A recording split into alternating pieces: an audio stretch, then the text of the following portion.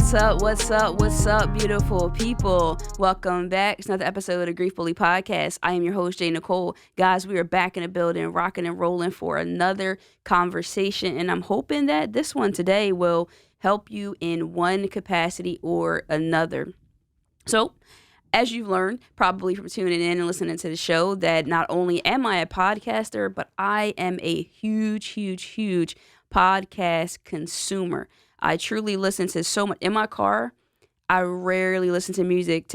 Although today I did get into a little praise and worship, but I generally am listening to a podcast. So that's why a lot of times when I bring topics to you all, I say, oh, I was listening to this podcast and I heard this and I heard that.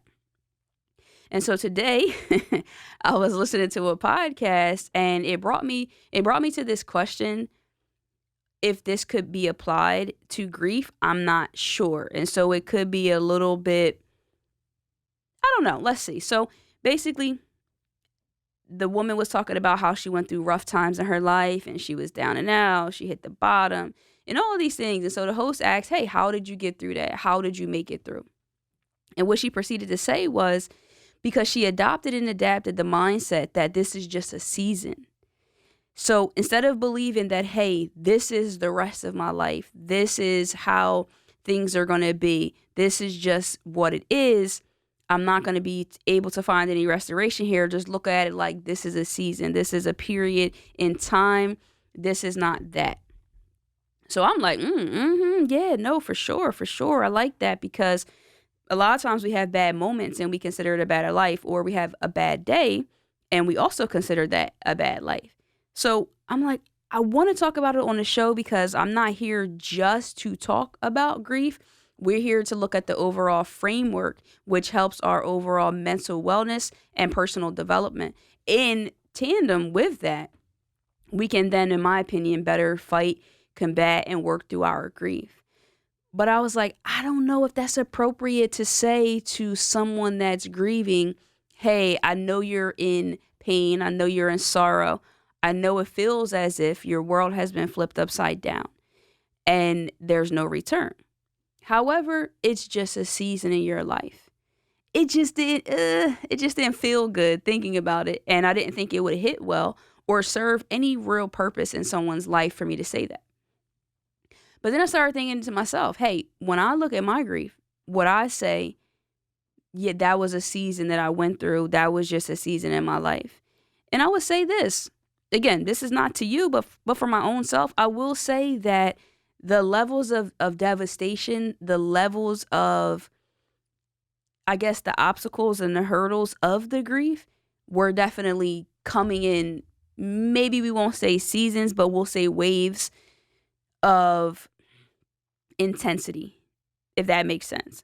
So it wouldn't be so much to say, oh, that was just a season in my life. I was going through something, because going through the loss of a loved one is not just going through something. It's not just this thing that you can will yourself out of in a way to faith it until you make it. It's not reaching towards goals and dreams and things like that. So where this conversation was going, they're talking about recovering from bankruptcy and just hitting bottom financially and then working towards your goals, saying that's just a season in my life. This is just a season in my life, claiming it and speaking it as if it is so, rather than accepting and saying, hey, this is just what it is.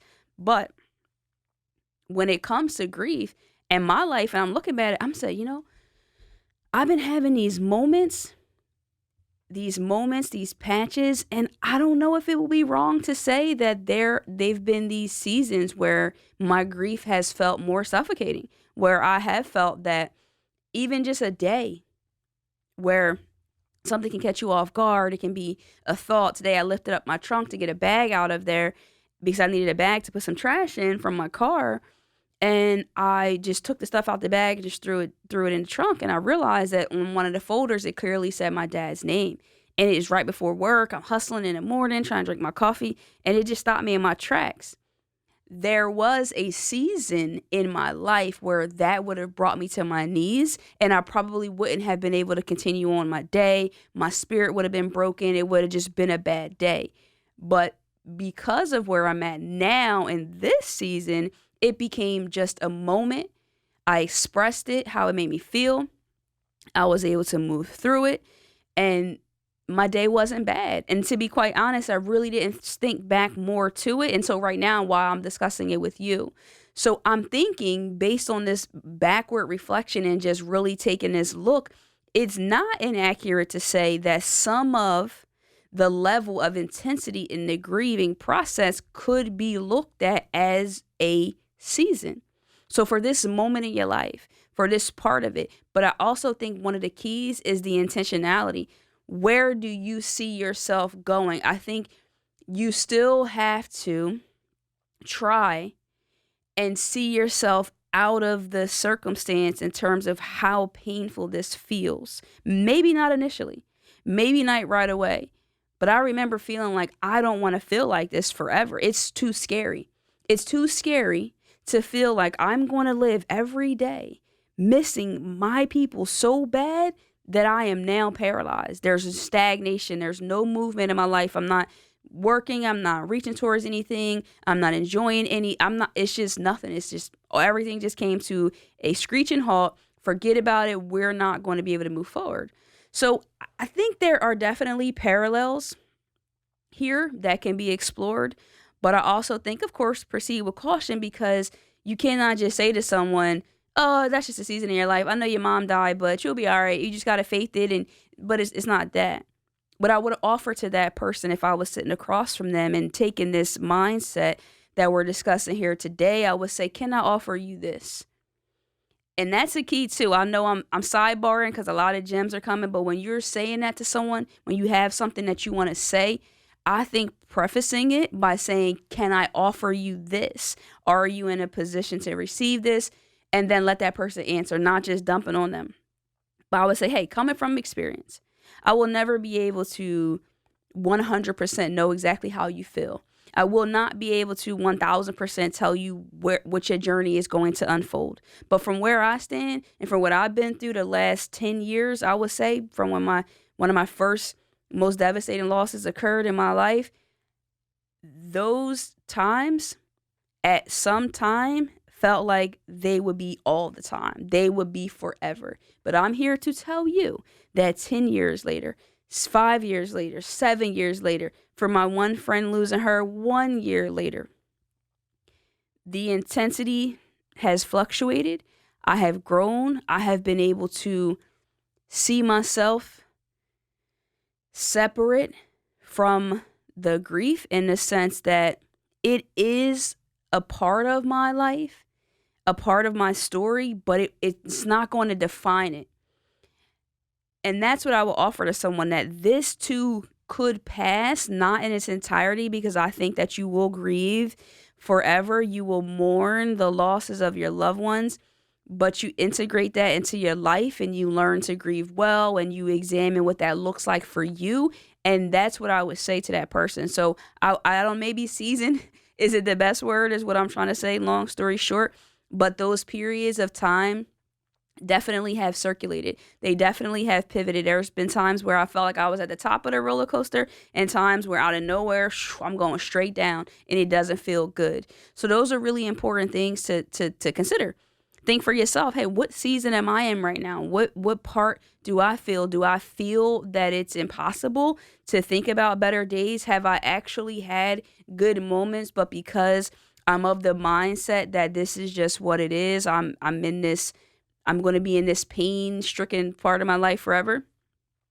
It's just one of those things too where, especially if you lost somebody young, you were young and then your life had to continue. You're still alive, so there's things that you hadn't accomplished yet. And then you can probably look back to a time where before you accomplished certain things, you thought, oh, now that this person died, this happened to me, I don't think I'm going to ever accomplish those things, or I'll ever have the opportunity, or better yet, the will and desire to do it. But I'm sure you can write down at least 1, 2, 3 things that did happen for you in a positive way that you couldn't see at that time. So I think that's kind of where we are. It's having the faith to believe that this could get better. Not eliminated, not going forever, but it could get better. And so this season, this time is feeling.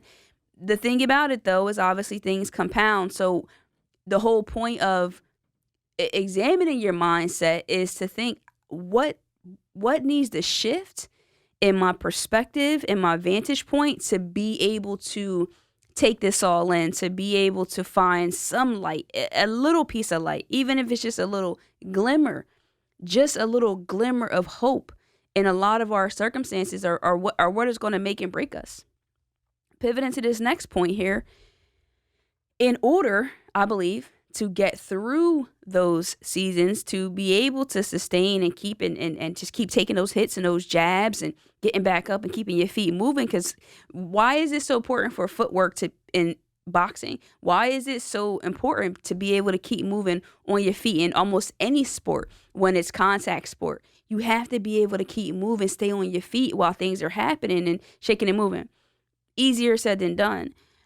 I think one of the most crucial parts to being able to do that is your support system. One of the things I want to talk about is just who's in your corner. Who's in your corner? Perhaps you need to reevaluate your corner and see if you're actually getting strength from it. Are you being fed from your circle? Are the last 5 people that you spoke to on your phone via text or phone call, are they depositing? Are they a part of the ecosystem that you need to be able to persevere through this season, through these times? Are there people that you have around you right now that you would do almost anything for, that when you needed them the most, they weren't there? You felt as though you couldn't count on them. Is that possible? Let's reevaluate, because sometimes we're like, oh, I just want to do this and I want to feel better and I want this to happen and that to happen. But are we evaluating who's around us, who's propelling us forward, who the heck is holding us up? That's a fact. One of the things in this conversation too that I heard was, how do we have better relationships with people? And listen, let me tell you something. If you ever been to church and a church of a certain kind, let's just say that, and you're like, oh, they're preaching to me. Oh, you are talking to me. Get out of my head. Get out of my house. That's basically a statement saying that what that person is saying, whew, man, it's going right to my soul. And that's how I felt on this part. How do we have better relationship with people? By having genuine, authentic, real conversations about how they make you feel. And not only having those conversations, but being able and willing to enforce those boundaries. So it's sometimes it's not enough to just say to somebody, I don't like how you did that, and then and then presenting another opportunity for them to do that. So I like the way that she worded this one part of it, where it was like, I'm so sorry that I allowed you to treat me that way. I'm not going to continue to allow it. And that's just kind of what it is. Telling people that you don't like the way something that they said or did made you feel. Being able to also, because it's always a two-way street, receive feedback from other people too on where you might be coming up short. And sometimes I think a lot of us, it's not even intentional to be offensive to people. It's not even intentional to not be a good support or a good friend, because we just might not know. Today I was put on my heart for me to reach out and pray with a few people. One of my friends is going through a tough time in terms of what's going on with her mom. And I feel like for me, I don't have the answers. It's not much I can do, but if God puts her on my heart, I'm going to reach out. If I feel like it's been a decent amount of time that has passed and we haven't connected, I haven't had a conversation, I want to reach out because I genuinely care. But I also know there's not really much I can do. So sometimes it's just that. Do you have people around you? I'm not saying I'm a perfect friend. But do you have people around you? If you evaluating right now, those top 5, are they propelling you forward? Are they deposited into your life? Are they the ship that you're going to need to sustain this journey? Losing people, grief, loss, going through divorce, going through an injury, whatever it is, battling an addiction, whatever you have before you right now, are you putting yourself in a better position to be able to survive and come out on the other side way better based on the people that you have sitting at your table? If the answer is no, imagine sitting around a table and you have a button and you can press it and those people can go doop, doop, doop, right down out of their chair. maybe we need to do that and then replace them with other people, or maybe not. Sometimes it's just cutting that dead weight. And this is the other thing that it just, man, I can go on this topic for so long. And also just saying too that I'm totally guilty of not always thoroughly communicating for different reasons. One of it is I don't like I think it was more so like being clear doesn't always mean confrontation. And sometimes we think that being clear and direct with people will bring confrontation. And I'd rather just not go there because I prefer to have my peace. But sometimes being silent will cause you less peace than if you just spoke your mind to protect your heart. It's very important that we do that.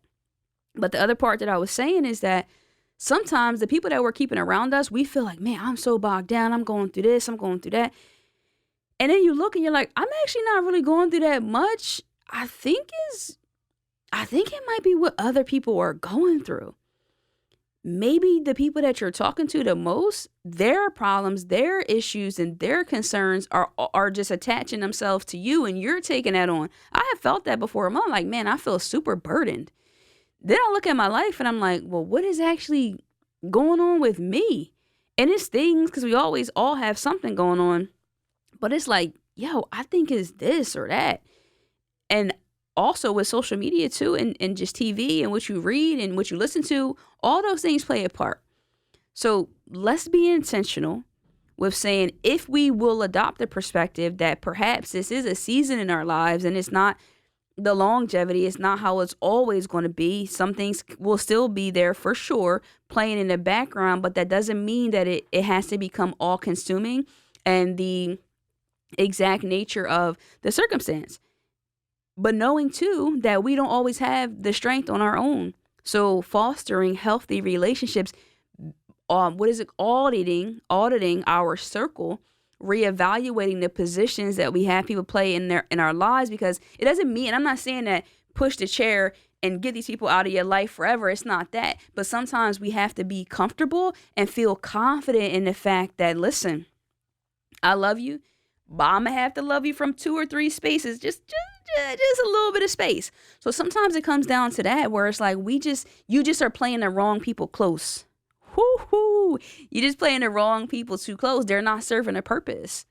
They're not serving a purpose in your life right now. So how can we just mix this around? It's like, I love you, I like you, but I love me more.